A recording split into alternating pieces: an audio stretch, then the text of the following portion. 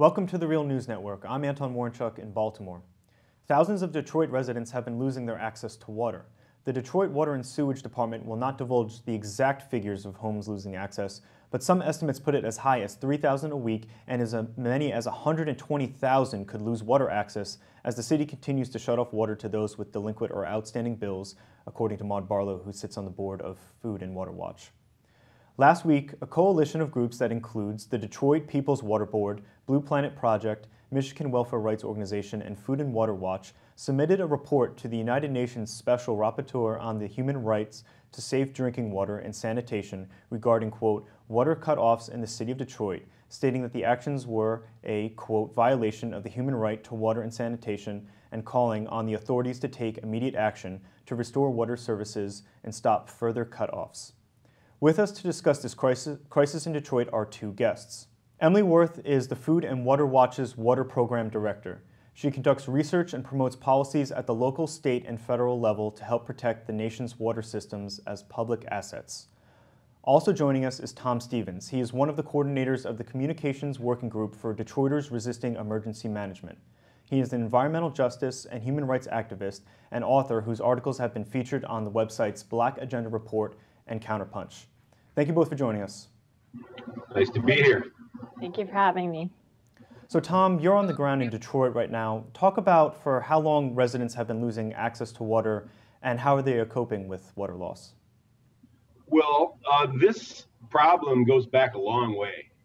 In the 90s, the Detroit Water and Sewage Department, which has been something of a political football in the state and in the region for well over a century, actually, was cutting off a whole lot of people, and several activists, leading them, the Michigan Welfare Rights Organization, which you mentioned, one of the complainants here, organized a proactive response and proposed, with the help of a consultant, a water affordability plan, which was adopted in some form and used for a while to subsidize some of the folks that were falling behind and try to prevent cutoffs. And that went on for some years.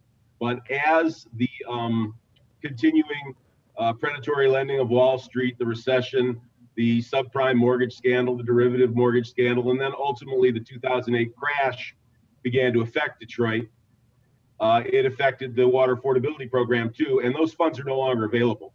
Most recently, in the context of the bankruptcy begun by the emergency manager, we see an even more blatant level of what I call it structural economic violence. I mean, what's happening now is, under the auspices of the bankruptcy court, the regional leaders are trying to negotiate and mediate a new governance structure for the water department.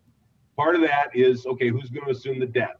So what this is the imposition of a corporate for-profit model on this vital public health institution that provides drinking water for like 4 million people and sewerage services.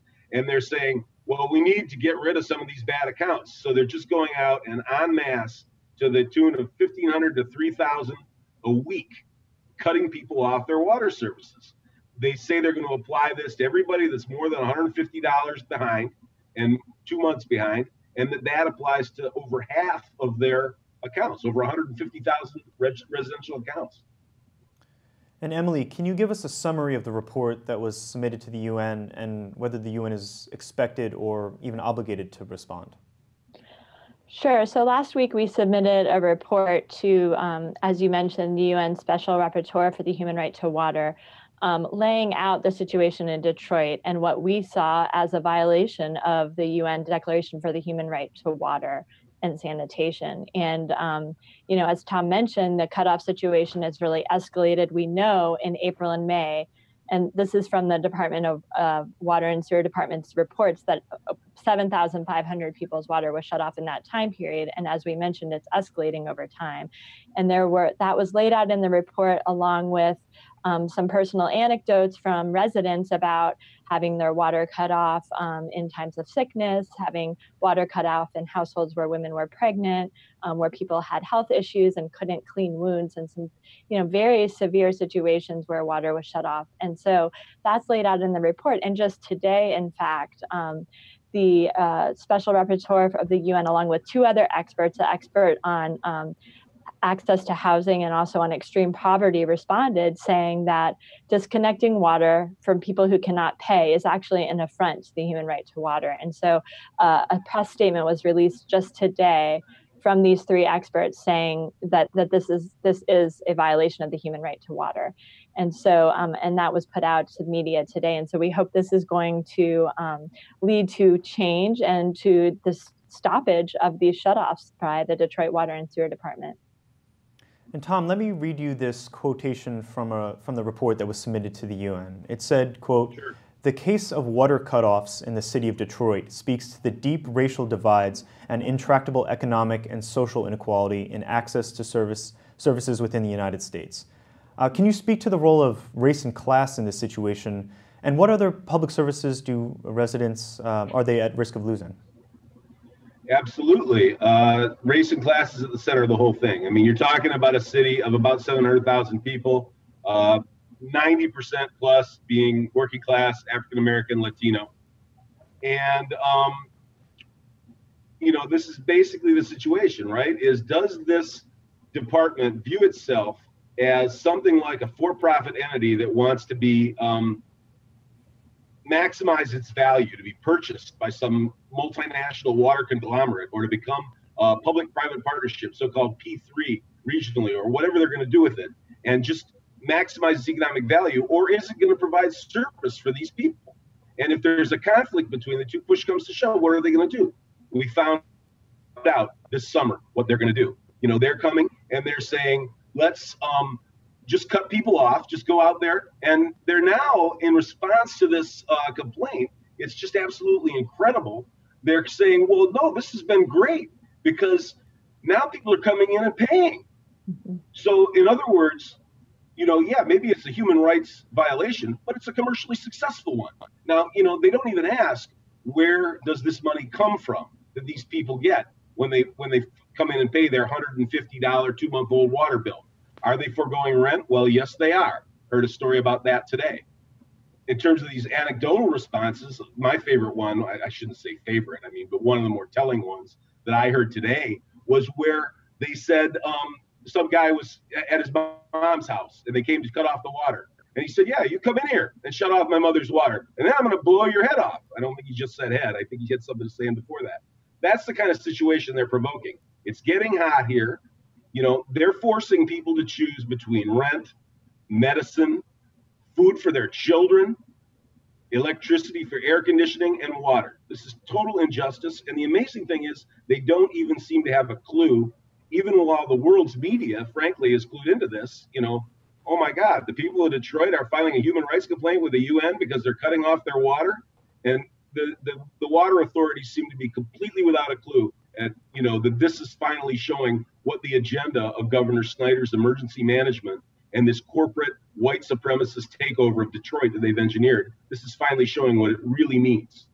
And what other public services are residents at risk of losing besides water? Well, that's what emergency management about, is potentially everything if you define it as public.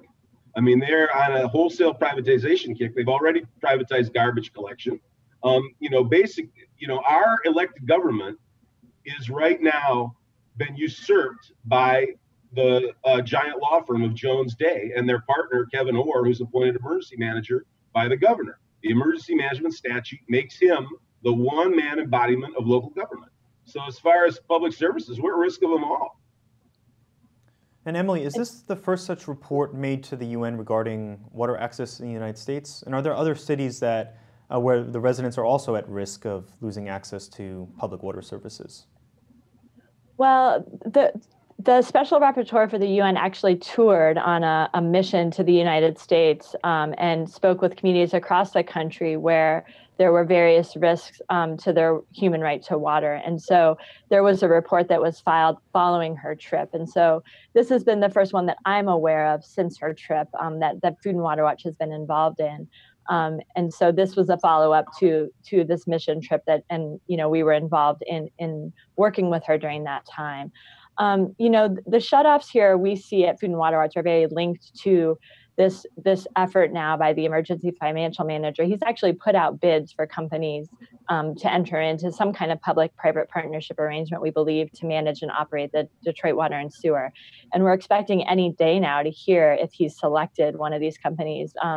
One thing that we should note is that by shutting off the water systems and forcing residents to pay, it's making it more desirable for a private operator to come in now that these delinquent counts are being addressed. And so what we see now is the actions of the Detroit Water and Sewer Department as feeding into this potential privatization. And because of the bankruptcy issue, information that otherwise would be disclosed to the public, like who is bidding on this system and what is the arrangement of this contract, is not being made available to the public, or even, from my understanding, the city council members. And so that's a real transparency issue that we're facing here.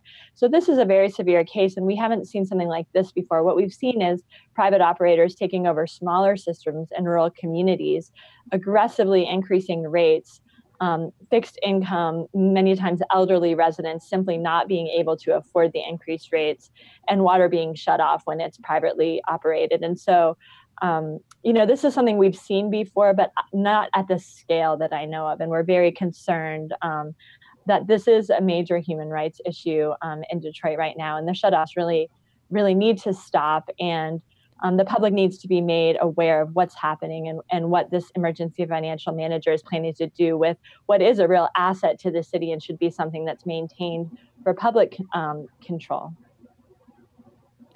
And Tom, what response do you expect the UN to take in regards to the report? And what are activists and residents doing right now to try and regain access to the water services?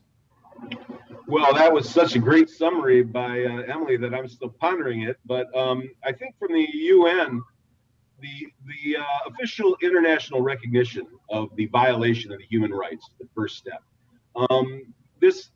The filing of the complaint, frankly, has brought public media attention to this situation like nothing else has all year. We've had this beautiful city park in the middle of the Detroit River turned over to the state and turned into a raceway for the Grand Prix.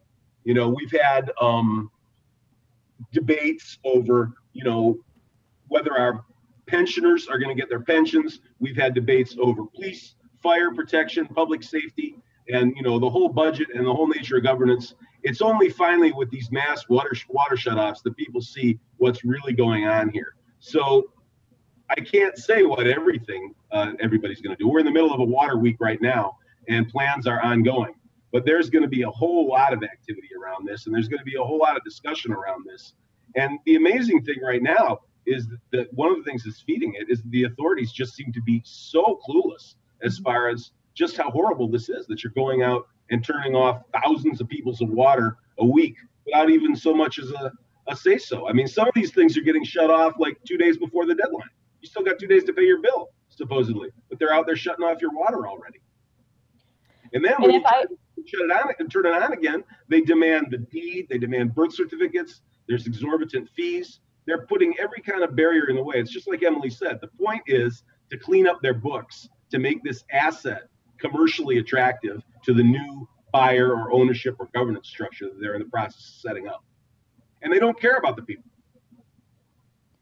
Okay. And if I could just mention, Representative John Conyers issued a statement on this today, calling it inhumane and speaking out against what he called draconian cutoffs. And so I think, that was really important to see congressional action on this. And I think that the reports brought the attention of the federal government to this as well. And so, we're hoping that that's going to lead to further action to address this crisis situation. Okay, Emily Wurth and Tom Stephens, thank you both for joining us.